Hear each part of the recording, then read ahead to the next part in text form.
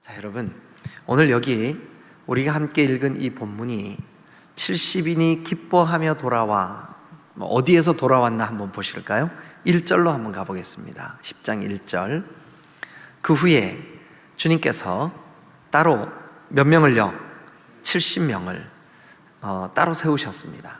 그래서 그 70명을 따로 세워서 그 예수님께서 친히 가셔야 하시는 그 동네, 지역, 그런데 그 지역으로 둘씩 짝을 지었습니다. 그러니까 오늘날로 말하면 전도대원들입니다. 예수님께서 가실 길에 미리 그들을 보냈습니다.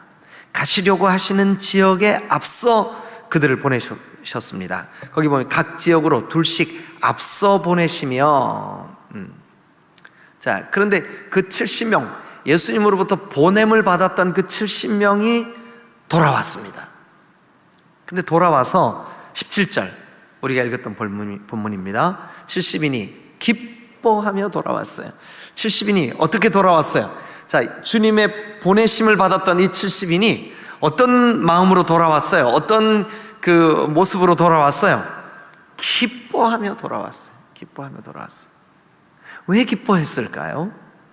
왜 그들이, 이 70인이 둘씩 짝을 지어 예수님이 가시고자 하시는 지역을 앞서갔던 이 70인의 전도대원들이 왜 기뻐했을까요? 그들에게 기쁨이 넘친 이유가 뭘까요? 그 본문에 뭐래요? 주여, 누구 이름으로?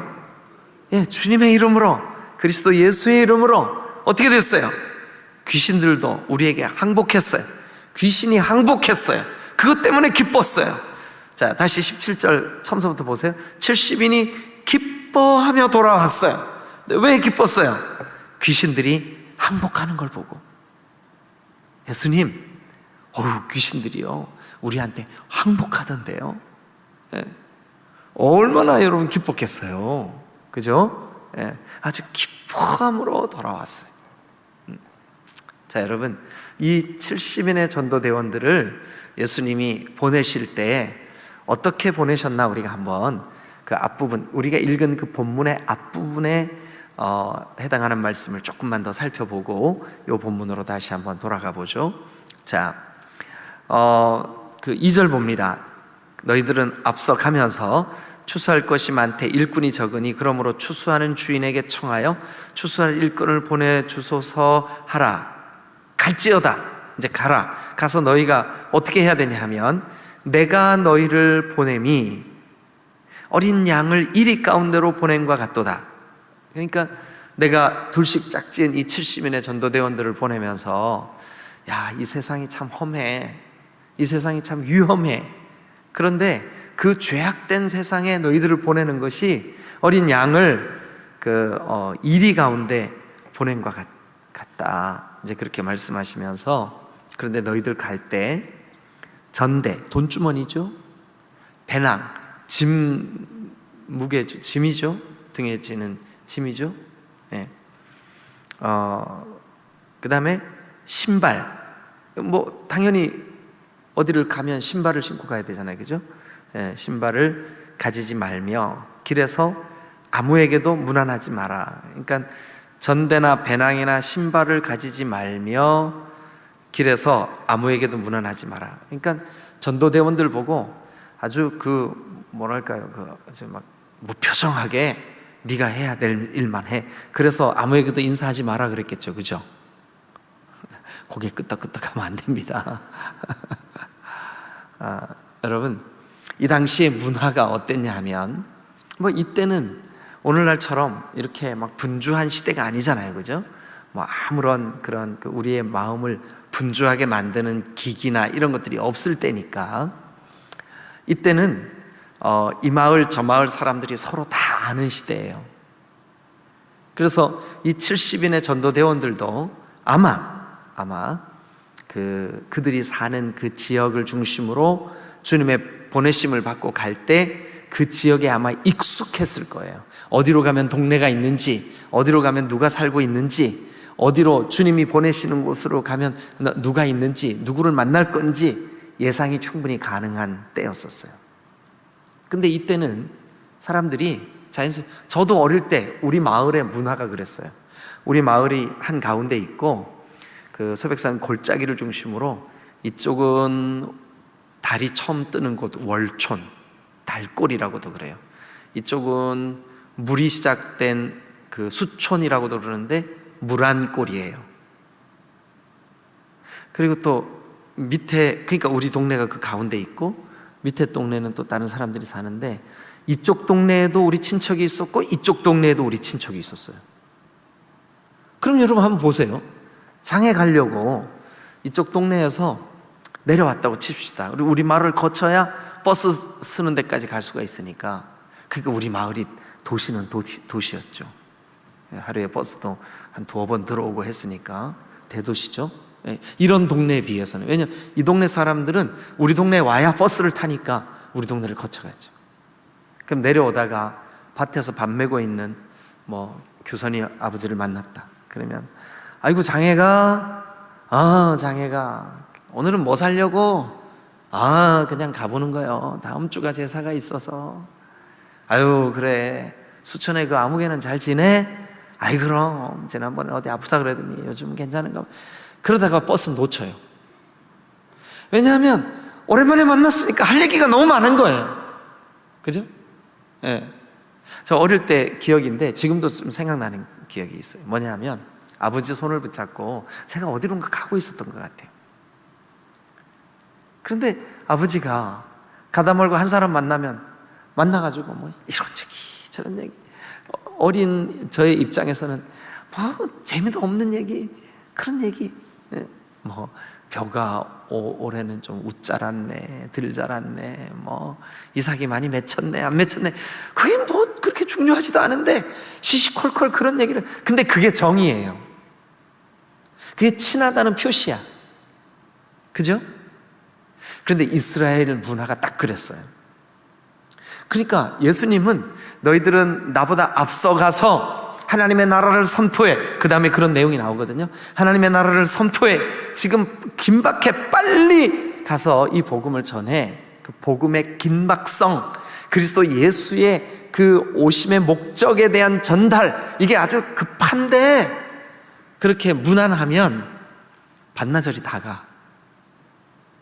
그래서 여러분, 이게 매정해서 무난하지 말라는 뜻이 아니고요, 아무에게도 무난하지 말며, 이게 그 사람들이 정말 정이 없고 그 사람들이 관계가 나빠서 이 사람들이 아주 독특해서 그러는 게 아니고 그 시대의 문화라고요. 그래서 예수님이 그 둘씩 보내는 그 70인의 전도대원들에게 지금 이 하나님이 보내신 그 메시아인 내가 얼마나 중요한 이 일들을 감당하고 있는지를 속히 가서, 그러니까 복음의 긴박함인 거예요. 그래서 무난하지 말고 가서 전해라. 그러면서 이제 5절 보세요. 어느 집에 들어가든지 먼저 말하되 이 집이 평안할지어다 하라. 여러분, 예수 믿는 사람들은 어느 집에 가든지 그 가정에 평안을 빌 줄 알아야 돼요. 네? 누구를 만나든지 여러분 마음에, 하나님, 제가 오늘 만나는 이 사람에게 평강 주세요. 한번 연습 삼아 한번 해볼까요? 앞뒤 양옆에 와 계신 분에게 이렇게 얘기해 주세요. 하나님의 평강이 집사님, 장로님, 권사님에게 함께 하시길 빕니다. 한번 해보세요. 네. 그렇게 하래요. 만일 우리가 그 상대방을 위해서 평안을 빌었는데 그 사람이 그걸 받아들이지 않으면 그 빈 평안이 어떻게 될까요? 다시 자기에게로 돌아오겠죠. 여기 성경에 그렇게 돼 있죠. 만일 평안을 받을 사람이 거기 있으면 너희의 평안이 그에게 머물 것이요, 그렇지 않으면 너희에게로 돌아오리라. 그러면서 그 제자들에게 이렇게 말합니다. 그 집에 유하며 주는 것을 먹고 마시라. 일꾼이 그 삭슬 받는 것이 마땅하니라. 그러니까 너희가 복음을 전할 때 그 복음을 받아들이는 사람들이 내어주는 것 먹고, 또 방을 내어주면 거기서 쉬고, 그렇게 해. 일꾼이 삭슬 받는 것은 마땅해. 그러면서 이제 8절도 보면 어느 동네에 들어가든지 너희를 영접하거든 너희 앞에 차려놓은 것을 먹고 거기 있는 병자들을 고치고 또 말하기를 하나님의 나라가 너희에게 가까이 왔다 하라. 하나님의 나라, 하나님이 통치하시는 그 하나님의 나라가 가까이 왔다 하라. 그러니까 제자들이 둘씩 짝을 지어서 해야 할 일이 뭐예요? 일단 병든 자를 위해서 기도해 주는 거예요. 그 병자들을 고치는 거죠. 그죠? 병자들을 고치는 거. 그 다음에 또 뭐예요? 하나님의 나라를 선포하는 거예요. 하나님의 나라를 선포하는 거예요. 자, 그래서 11절 너희 동네에서 우리 발에 묻은 먼지도 너희에게 떨어버리노라. 그러나 하나님의 나라가 가까이 온 줄을 알리라 하라. 그러면서 이제 쭉 말씀이 이어집니다. 그게 이제 그 70인 보냄을 받았던 70인이 돌아온 장면이 17절부터예요. 오늘 우리가 읽었던. 근데 그들이 기뻐하며 돌아왔어요. 왜 그랬을까요? 그들이 주님의 명령을 받아서 가는 곳마다 귀신들이 항복했기 때문에 그래요. 귀신들이 항복했기 때문에. 귀신들이 항복하니까 하나님의 나라가 선포되었겠죠. 귀신들이 항복하니까 질병과 백성들의 아픔들이 떠나갔겠죠. 그죠? 그런데 18절 한번 같이 읽겠습니다. 시작. 예수께서 이르시되 사탄이 하늘로부터 번개같이 떨어진 것을 내가 보았노라. 사탄이 하늘로부터 번쩍하는 번개처럼 뚝 떨어지는 것을 누가 봤어요? 예수님이 보셨어요. 그러니까 일단 이 둘씩 짝지어서 예수님이 보낸 이 제자들이 가서 복음을 전했어요. 그 복음의 내용이 뭐예요? 하나님의 나라의 복음이에요.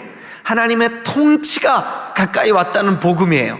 그 하나님의 나라의 복음을 전했더니 귀신들이 항복했어요. 또요, 사탄이 하늘에서 뚝 떨어졌어요. 그죠? 네. 그런데 여러분, 이제 우리가 이 대목에서, 자, 여러분, 예수님이 이 땅에 오신 목적 중에 하나가, 성경을 찾겠습니다. 방송실에서 좀 띄워주세요. 자, 요한 1서 3장 8절 우리 찾아서 읽겠습니다. 요한 1서 3장 8절 다 같이 시작. 죄를 짓는 자는 마귀에 속하나니 마귀는 처음부터 범죄함이라. 하나님의 아들이 나타나신 것은 마귀의 일을 멸하려 하심이라. 자, 그러면 하나님의 아들이 나타나신 것은, 하나님의 아들이 누구예요? 예수님이죠. 그러니까 예수님이 이 땅에 오신 것은 뭐 하려고 오셨대요? 마귀의 일을 멸하려 오셨대. 마귀가 하는 일이 뭔데요? 그 앞에 문장에 돼 있어요. 뭐래요? 죄를 짓는 자는 마귀에게 속하나니. 그러니까 마귀가 하는 가장 중요한 일이 뭐예요? 마귀의 우선 사명이 뭐예요? 우리는 민족 중흥의 역사적 사명을 띠고 이 땅에 태어났다. 조상의 빛난 얼을 오늘에 되살려. 뭐 그런 거 있죠. 그게 뭔지 모르죠. 용주 그게 뭔지 알아? 몰라. 모른대요. 할 수 없죠. 근데 아시죠, 여러분? 예. 맞습니다. 국민교육 헌장이에요. 그런데 여러분, 오늘 여기 이 진술에 보니까, 요한일서 3장 8절에 보니까, 자, 죄를 짓는 자는 누구에게 속했대요? 마귀에게 속했대. 그래서 하나님이 그 아들을 이 땅에 보내셨어요. 그래서 그 아들이, 하나님의 아들이 나타나신 것은 그 마귀의 일, 즉 죄의 뿌리가 되는 마귀의 일을 멸하려고 이 땅에 오셨대요. 그런데 자, 우리 누가복음 오늘 본문 10장 17절 보니까 제자들이 돌아와서 막 기뻐하는데 1차적으로 그 하나님의 아들의 이름, 우리 구주 예수 그리스도의 이름, 우리 주님 예수님의 이름을 듣고 귀신들도 우리에게, 우리 안에 뭐가 있으니까요, 그 지금 보내심을 받은, 이 주님이 보냈으니까 보냄을 받은 그 제자들 속에 누구의 이름으로 간 거예요? 예수님의 이름으로. 예수님의 이름으로. 그 예수님의 이름이 그들 속에 있으니까 마귀들이 항복한 거예요. 귀신들이 항복한 거예요. 근데 그 일을 보고 이 제자들이 너무 기뻤어요. 자, 그런데 여러분, 당연히 우리가 보고 있는 이 10장은요, 아들의 이름으로 갔으니까 귀신들이 항복한 거예요. 아들의 능력이 나타나니까 병자들이 치료가 된 거예요. 아들의 존귀하심으로 가니까 하나님 나라가 선포된 거예요. 이거는 부정할 수 없는 사실이에요. 그런데 누가복음이 구조적으로 어떻게 생겼냐 하면 이렇게 생겼습니다. 잘 보세요, 여러분. 10장 전에는 몇 장일까요? 잘 모르시죠? 10장 전에 9장이에요. 9장이 있으니까, 9장에 어떤 일들이 있으니까 그 일을 10장 1절을 한번 보세요. 뭐라고 시작해요? 연결되는 접속사가 있어요. 뭐래요? 그 후에. 그러니까 9장에 있는 어떤 일들이 있다고요. 그 일들이 있고 난 후에 예수님이 둘씩 짝을 지어서 보냈어요. 그러면 9장에 있는 그 일과 오늘 이 70인을 둘씩 보내시는 예수님께서 제자들을 둘씩 보내시면서 너희들 내 이름으로 하나님 나라를 선포해, 병자들을 위하여 기도하고 치료해, 그리고 그 더러운 마귀의 일, 귀신의 일들이 항복하는 것을 너희가 볼게 될 거야. 그런데 9장에 무슨 일이 있었던 걸까요? 그리고 지금 오늘 저와 여러분들이 함께 나눈 이 본문인 17절부터 20절까지의 본문이 끝나고 21절부터는 또 무슨 일이 있을까요? 이게 중요하겠죠. 자, 일단 누가복음은 9장을 우리가 한번 같이 봅니다. 9장 37절. 9장에는 사실 제가 지금 소개해드리려고 하는 그 일만 기록된 게 아니에요. 뭐도 기록됐냐 하면 예수님께서 변화산에서 변화되시는 모습도 기록되어 있어요. 어디냐 하면 28절부터 36절. 그런데 그 변화산에 오르실 때 그 변화산에 올라가시는 목적이 뭐였었냐면 28절에 이 말씀을 하신 후 8일쯤 되어 예수께서 베드로와 요한과 야고보를 데리고 뭐하러 산에 올라가셨을까요? 기도하러. 그리고 이제 37절부터 또 한 가지 사건이 있어요. 뭐냐면 그 변화산에서 내려왔을 때 되어진 일이에요. 뭐냐 하면 자, 베드로와 요한과 야고보 이 세 사람을 가지고 변화산에 올라갔다 내려오시는 이 예수님의 눈에 나머지 그 12명 가운데 3명을 제외하고 9명의 제자들이 이 산 아래에서 어떤 한 일 때문에 끙끙거리고 있었어요. 그게 뭐냐 하면 간질병 앓는 아들을 데리고 온 아버지. 그런데 이 제자들에게 우리 아들을 좀 치료해 주세요. 제가 마가복음을 시리즈 설교를 할 때 여러분 우리 잠깐만 한번 갔다 오죠. 마가복음 9장 28절. 마가복음 9장 28절. 자, 다 같이 읽겠습니다. 시작. 집에 들어가시매 제자들이 조용히 물었습니다. 예수님, 우리는 읽어주세요. 예수님, 우리는 어찌하여 능히 귀신을 쫓아내지 못하였나이까? 그랬더니 29절에 시작. 이르시되 기도 외에는 다른 것으로는 이런 종류가 나갈 수 없느니라 하시니라. 그러니까 여러분 누가복음 그 9장 37절부터 그 43절까지의 말씀은 간질병을 앓는 어린 아이를 데리고 온 아버지 이야기인데, 그게 마가복음에서는 제자들이 주님, 왜 우리에게는 이런 일이 안 일어나고 이런 일이 어떻게 일어나는 겁니까? 기도 외에는 다른 이런 종류가 나갈 수가 없어. 그리고 그 사건 전에는요, 변화산에 올라가신 사건. 그 변화산에 올라가신 목적이 뭔데요? 기도하러. 그러면 10장을 시작하는 1절에 그 후에 뭘까요 이게? 기도에 대한 교훈을 가르치신 후에, 기도의 중요성을 선포하신 후에. 여러분, 그러면 예수님의 이름을 가지고 이제 마을로 고을로 다니면서 둘씩 짝을 지어 복음을 전하는 이 전파자들 앞에 조금 전에 있었던 마가복음 9장의 사건과 연결시켜 볼 때 예수님의 능력, 예수님의 병고치심, 하나님의 나라의 선포, 이런 일이 이루어지려면 필연적으로 이들에게 무엇이 있어야만 이 일이 이루어질까요? 당연히 예수님의 능력이에요. 예수님의 이름이에요. 당연히 그래요. 그러나 누가는 왜 하필 이 10장이라고 하는 중요한 70인의 전도대원들의 파송 문제를 앞에도 기도, 뒤에도, 여러분 21절부터 보세요. 그때에 예수께서 10장 21절입니다. 예수께서 성령으로 기뻐하시며 이르시되 천지의 주제이신 아버지여 하고 기도문으로 되어 있어요. 기도하는 거예요.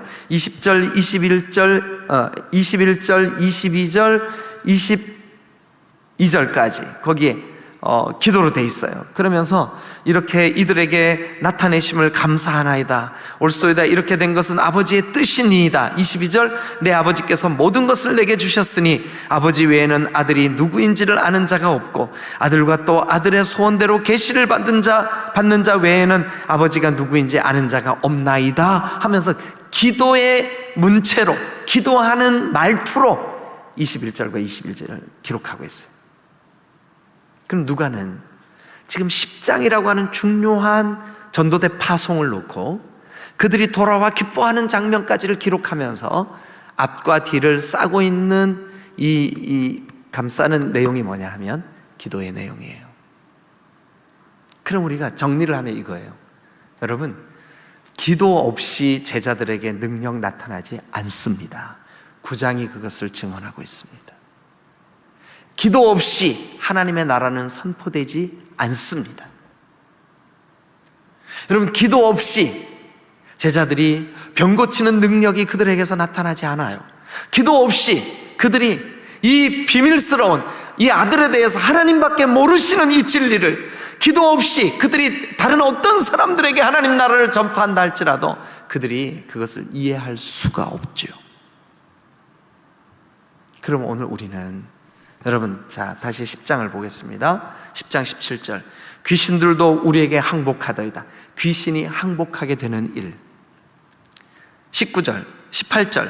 예수께서 이르시되 사탄이 하늘로부터 번개까지 떨어지는 것을 내가 보았노라. 사탄이 하늘로부터 떨어지는, 그러니까 사탄의 그 모든 사탄의 그 권세가 무력화되는, 사탄의 힘이 무력화되는 그 일은 여러분 무엇을 통해서? 예수님의 이름으로. 무엇을 통해서? 예수님의 능력으로. 그런데 거기서 끝일까요? 아니에요. 그 예수 그리스도의 이름, 예수 그리스도의 능력과 합하여 우리의 기도를 통하여 이 일이 이루어지는 줄로 믿습니다. 여러분, 우리가 이게 몇 장 몇 절, 장절 이게 나누어진 게 사실은 지금부터 한 500년밖에 안 됐어요.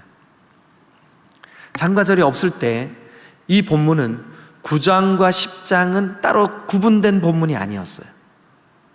그래서 10장 1절이 그 후에라고 하는 접속사가 있는 거예요.